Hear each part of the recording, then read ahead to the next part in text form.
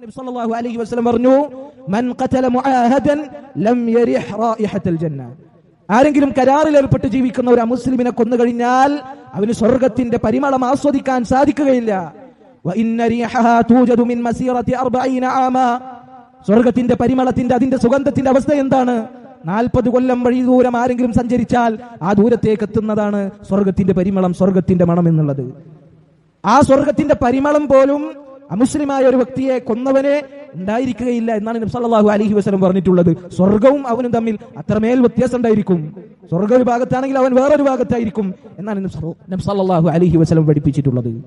നബി സല്ലല്ലാഹു അലൈഹി വസല്ലം അക്രമം ചെയ്യാൻ നമ്മളൊക്കെ പഠിപ്പിച്ചിട്ടില്ല. അല്ലാഹു സുബ്ഹാനഹു വ തആല പറഞ്ഞില്ലേ, മൻ ഖതല നഫ്സൻ ബിഗൈരി നഫ്സിൻ ഔ ഫസാദിൻ ഫിൽ അർളി ഫകഅന്നമാ ഖതല അന്നാസ ജമീഅ.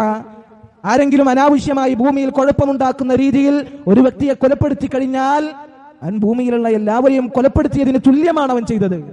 ഇനി വമൻ അഹ്യാഹാ ഫകഅന്നമാ അഹ്യ അന്നാസ ജമീഅ. ആരെങ്കിലും ഒരാളുടെ ജീവൻ രക്ഷിച്ചു, അങ്ങനെയാണെങ്കിൽ അവൻ ഭൂമിയിലുള്ളവരുടെ ജീവൻ രക്ഷിച്ചവനെ പോലെയാണ് എന്നാണ് അല്ലാഹു സുബ്ഹാനഹു വ തആല നമ്മളെ പഠിപ്പിച്ചിട്ടുള്ളത്.